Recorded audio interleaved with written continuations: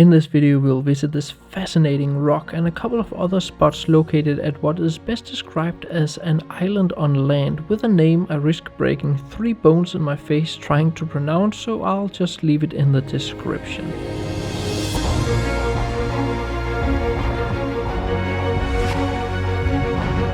This is like nothing I've ever seen before.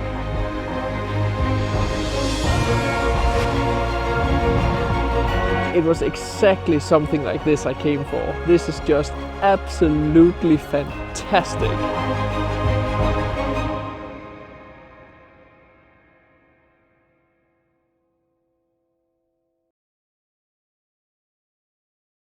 So we are now on the south coast yet again, and I just had to use the benefit of having a 4x4. So I have come out on the other side of this huge rock here in the background. It's basically just outside of Vik. You can see it from miles and miles away. And the rock here in the background, you can also see that one from miles and miles away approaching Vik. It's just that you need a 4x4 to get out here. You can have a smaller car and just park down here in the background and then walk out here. That's like 500 meters, so probably not something that's going to kill anyone. This huge lone rock in the middle of a black desert just looks so cool. So right now I'm photographing the rock, and I'm doing it by placing myself at various distances from the camera. I'm using the built-in intervalometer of the camera, so I don't need a remote or anything like that. It just takes pictures. And then I'm simply just trying different distances from the rock as to see what looks the best. I'm going for both a vertical and a horizontal format, and I'll of course just decide when I come back to the computer which one I prefer the most.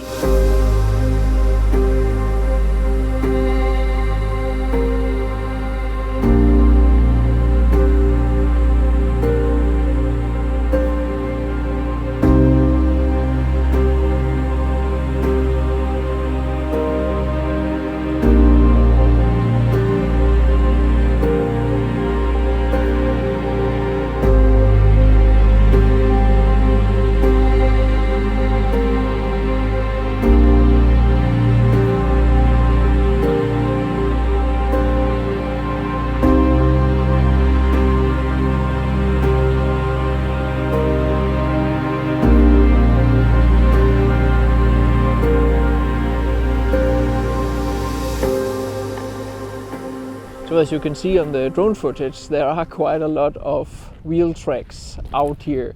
So be aware of that if you want to bring your drone or something like that, that they don't really look that aesthetic.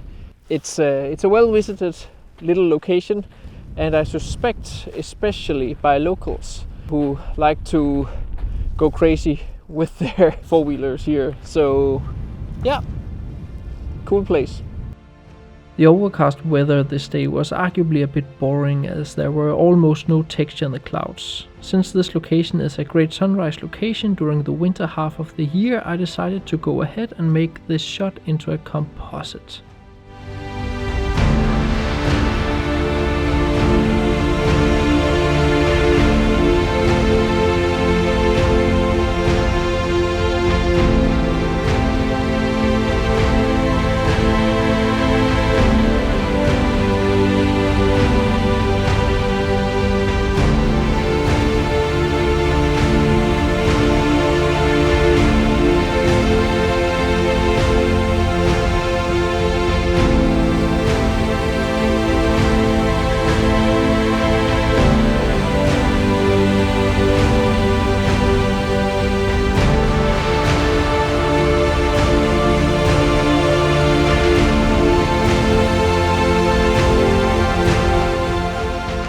So I've come a little bit further down the beach. You can see the other rock here in the background, and now I'm down with this rock here, and it looks super cool. Like this basalt rock formation.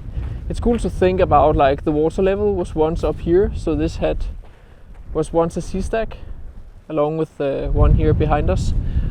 And yeah, definitely not going to win any photography awards today, but it's cool to photograph, nice memory.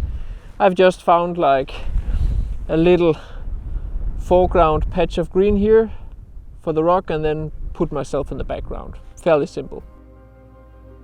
This is a great example of me photographing a little here and a little there. Sometimes it works, while other times it just doesn't. In this case, the photo doesn't really do anything for me. I'm not entirely sure I photographed the rock from the right angle, and that little green patch just doesn't work. Even by cropping away the foreground, the rock might not be as interesting as I thought when I visited it. Sometimes it works, sometimes it doesn't.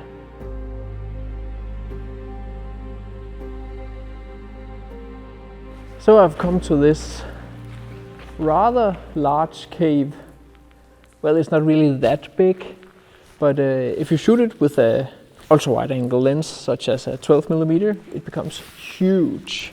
So I've just taken a shot where I stand here on the rock in the background and just shoot it at 12mm. I'm not sure if I'm using the entire 12mm or if I'm going to crop it a little bit, because it is including a lot of the roof up here, which I don't really need, but let's see later. But yeah, it's fun being around and just exploring these places, because I haven't been here before, but I've seen a fair share of Instagram photos from here. As predicted while I was on location, I didn't need the full 12mm photo. I actually would have only needed something equal to about 24mm, so in case you go here you will likely only need a standard zoom lens.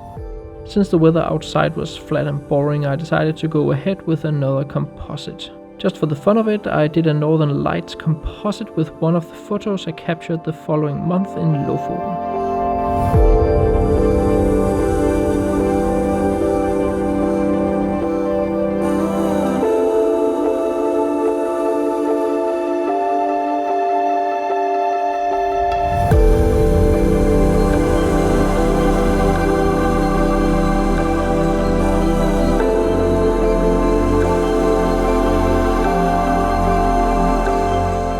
I actually quite like the shape of the cave entrance. It looks like a huge troll with horns sticking out from its head. However, on the internet it seems to be also known as the YODA cave. This cave is also one of several caves along the wall of the big rock out here, so there are plenty of things to explore around this place here. I saw there was also a small waterfall you can drive into if you want to explore further. But yeah, this was the final shot, and I hope you enjoyed this rather small little investigative video. Alright. So that was probably the most terrible cut I have ever made in any YouTube video. But yeah, so if I looked a little bit tired in this video, it was because I was just out of the Highlands and I decided to swing by this location and check it out and see if there was anything to photograph, and there definitely were. So what you have just seen was also recorded before my Norway series, and if you haven't checked out the last week's episode and the last episode from my Norway series, be sure to check that one out. It has some really awesome photos in there. I'm really happy about those photos. So this is also going to be my very last Iceland video in a very, very long time. I don't have any plans to return to Iceland for at least a year. So I might show some of the photos I got from my winter workshops from Iceland in later videos, maybe something about composition.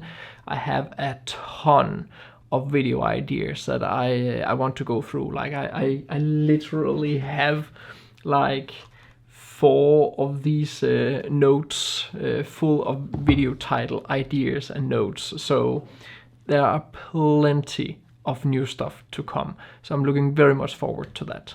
You might also ask why the table here is full of books, and that's because Sophie have borrowed my workplace here because of the good chair and the big screen, and I'm just only recording this here on Monday, and this video is going out tomorrow, and yeah, so I only have like a few hours that she could spare. I also hope you're all doing well out there besides the obvious health issues going on. I also read like a post on F-stoppers where a lot of freelance photographers talked about their problems with jobs and those things. And yeah, I feel for you guys. I really hope that we get through this as fast as possible and without too many issues.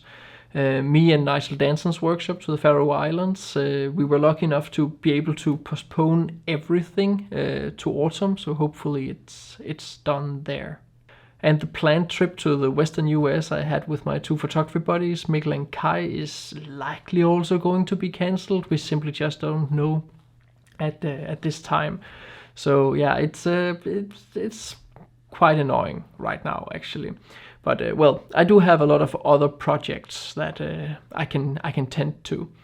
If you're just sitting at home and want to learn some Photoshop tips and tricks, I have a 40% discount on all my Photoshop tutorials, along with my map for Iceland. And if you want to plan it, and if you have even a chance of getting out traveling for the next year, I of course have my maps, and I have my ebook on composition too, and you can check out all the details down in the description. And let's just hope that we get rid of this virus sooner than later, and we can get back to normal. So until next time.